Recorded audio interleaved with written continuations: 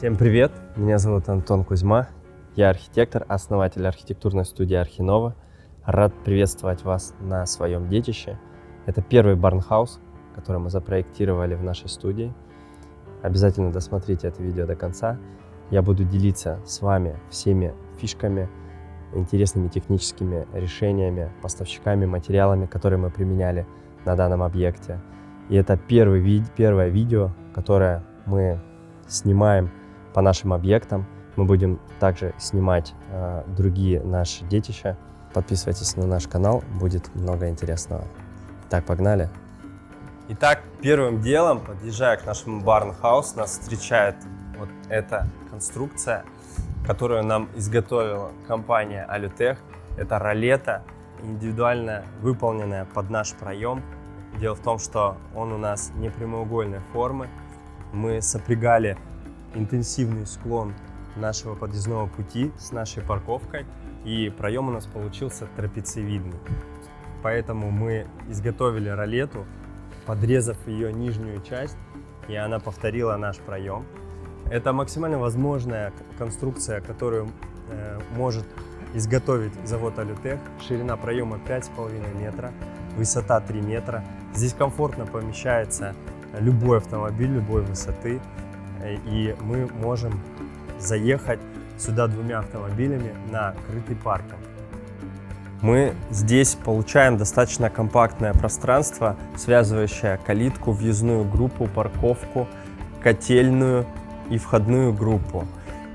Техническое помещение я расположил на уровне паркинга с отдельным обособленным входом. Это очень удобно в обслуживании всех технических элементов здания. Все специалисты могут беспрепятственно попасть в техническое помещение, не отвлекая жильцов от повседневных дел.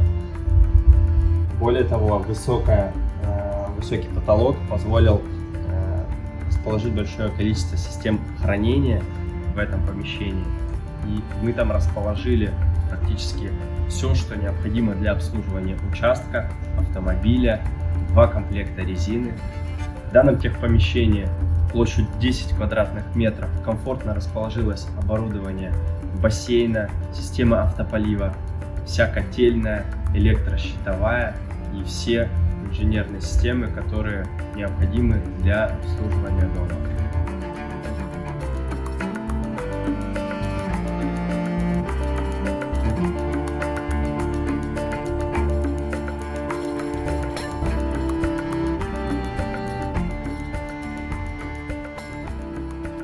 Отличительной особенностью барнхауса, безусловно, является фальцевый элемент кровли, плавно перетекающий на фасад здания.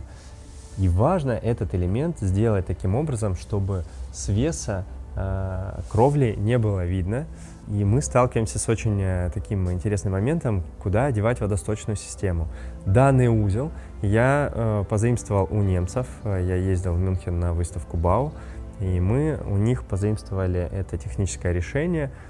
У нас все водосточные желоба спрятаны в подсистему вентилируемого фасада, включая водосточную трубу, которая спрятана у нас здесь в вентилируемом фасаде. Предусмотрены все необходимые ревизии. Можно беспрепятственно достать листву, которая попала, забилась в трубу. И все уходит у нас в центральную ливневку. Фасад нашего дома представлен 3 основными фактурами. Это непосредственно наш фальц. Он выполнен из металла бельгийского, очень качественного. Нам его предоставила компания Grand Line. Он с такой приятной фактурой, трехцветной, матовой, которая придает шарм нашему барну. Облицовочный камень White Hills, который очень натурально имитирует нам такие большие валуны песчаника. Создается впечатление, как будто здание у нас выложено из больших валунов. Этот прием я подсмотрел во Франции. Все дома в стиле Прованс выполнены вот из такого камня. Данный материал очень натурально имитирует вот такую поверхность скалы.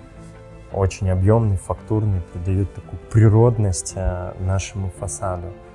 И непосредственно фиброцементные панели японские, Они у нас очень классно передают фактуру дерева. При этом это очень долговечный качественный материал, который нет необходимости перекрашивать раз в 2 года, как это, например, необходимо делать с натуральным фасадом из дерева.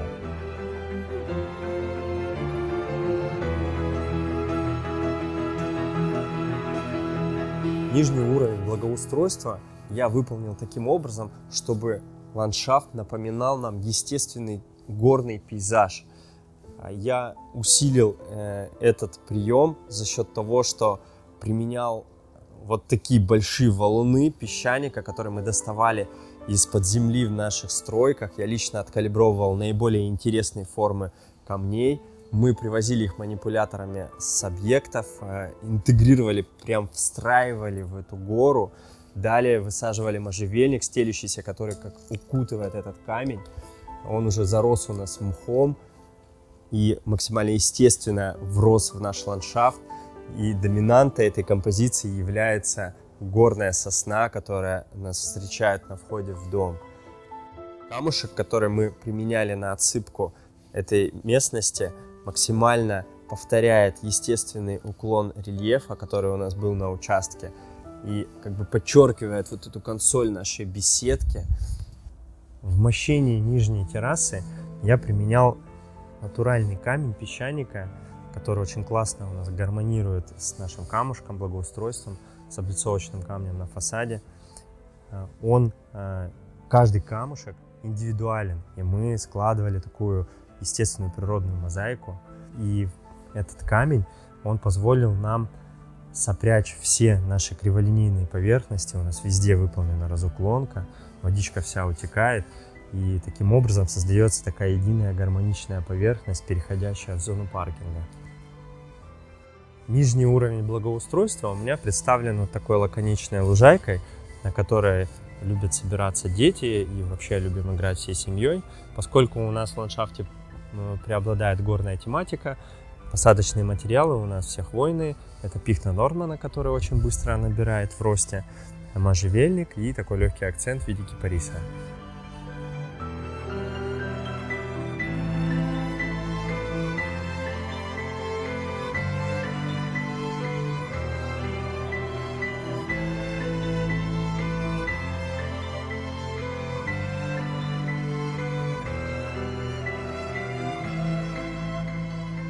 Сейчас мы находимся на северо-западной части участка. Здесь я задвигал, насколько мне позволяли, 3-метровые отступы здания максимально близко к забору.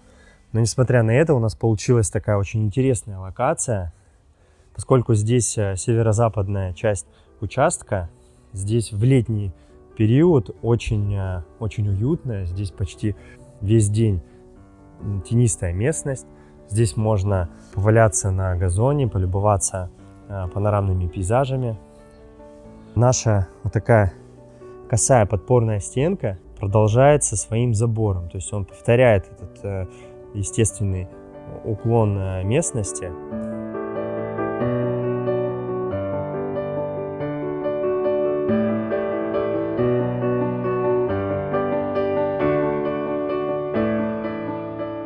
Также у нас в этой локации получилась очень интересная функциональная такая зона огорода. Он у нас гармонично интегрирован в стиле с фасадом здания в наш ландшафт.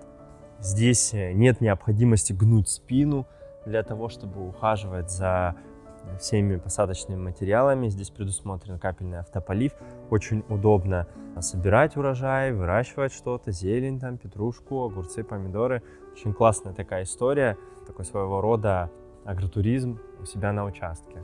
Задняя часть благоустройства у нас в виде 3-метрового отступа от соседского забора. Здесь спрятаны все наружные блоки кондиционера, но при этом есть элементы благоустройства, которые сопровождают нас по пути в верхнюю зону патио.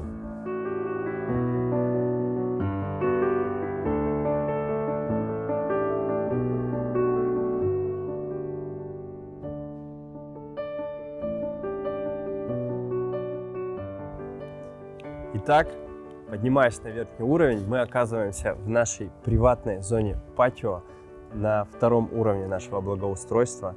Здесь я расположил вот такую зеленую лужайку площадью 60 квадратных метров, где можно поиграть с детьми в футбол или просто босиком побегать по травке. Также у нас располагается здесь зона беседки, где уже я предусмотрел выводы под холодную горячую воду, под слив рукомойника. Там у нас будет располагаться зона барбекю и беседка. Также здесь находится наш бассейн, он с подогревом, прекрасными панорамными видами на горы. Забор в зоне патио у нас представлен вот таким планкеном из лиственницы. Я его прикрепил на несущий каркас с помощью скрытого крепежа. Таким образом мы не видим никаких саморезов, видим лишь деревянный планкен, который нас минималистично сопровождает в зоне бассейна.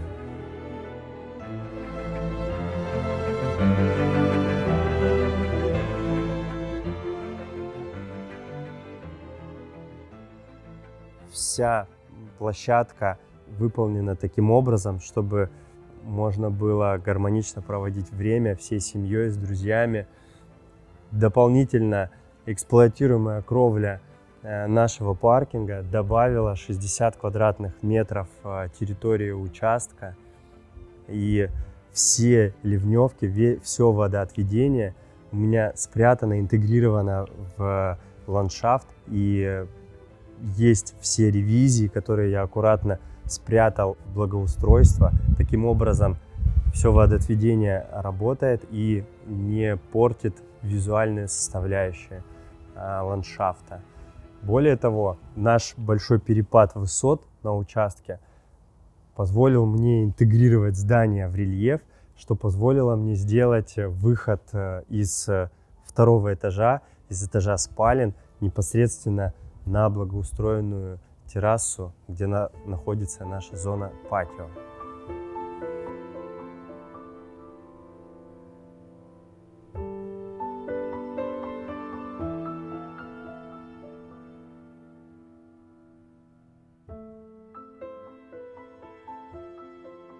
Сам дом я интегрировал в существующий наш рельеф местности.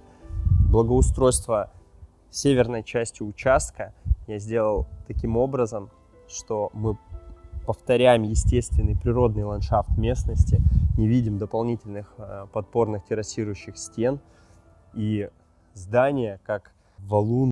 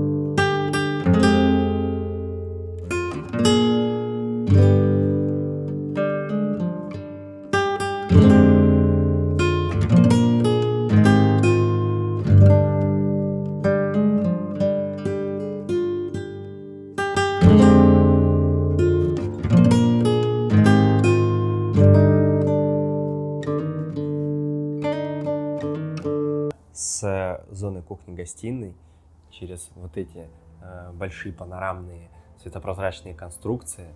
Это слайдер от компании Alitech. Он как бы стирает грань между внутренним и наружным пространством.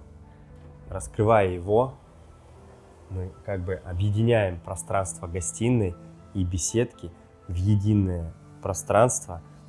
Этот момент я усиливаю применением одинакового напольного покрытия на всей этой территории. Стеклопакеты у нас от компании Guardian. Мы применяли максимально прозрачное стекло из серии Nitral. Таким образом, находясь в помещении, картинка у нас не искажается никакой тонировкой. При этом мультифункциональное напыление на стеклах снаружи защищает нас от ультрафиолета и от взора посторонних взгляд соседей. Здесь у нас располагается зона кинопросмотра, столовая зона, кухня, которую я гармонично интегрировал в нашу заднюю часть помещения. Здесь все очень эргономично, функционально зонировано. В этой кухне поместилось все, что необходимо.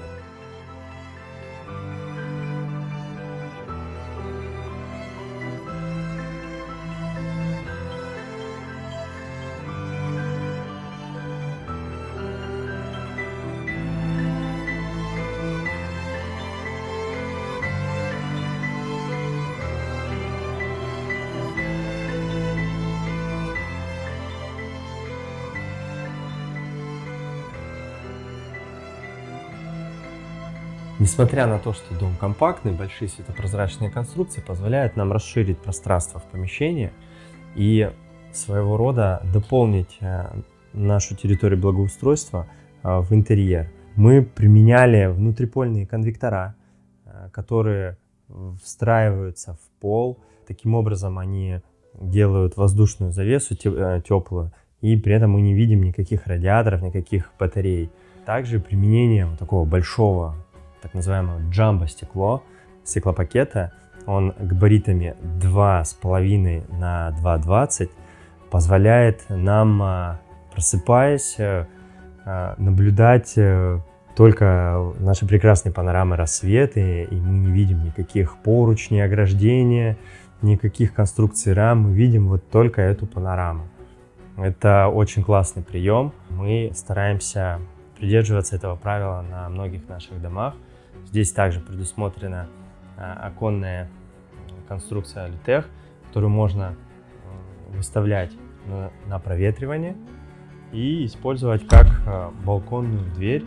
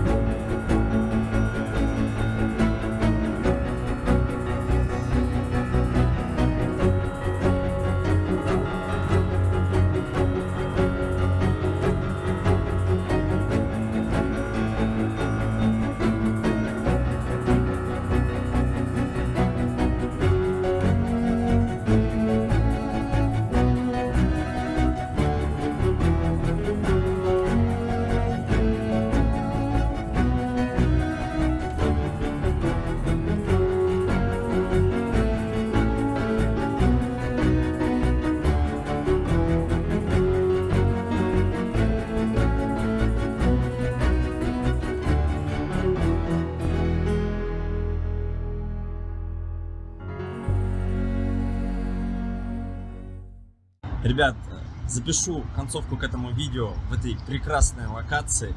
К сожалению, мы не успели записать концовку в тот съемочный день, в те 2 съемочных дня. Очень сложно организовать съемку в доме, где живет семья из 4 человек, поэтому я вам подытожу вот здесь, в этой локации. Я очень признателен вам за то, что вы досмотрели видео до конца. Буду рад ответить на все ваши вопросы. Ставьте лайки, подписывайтесь на наш канал. И всем пока и хорошего пространства.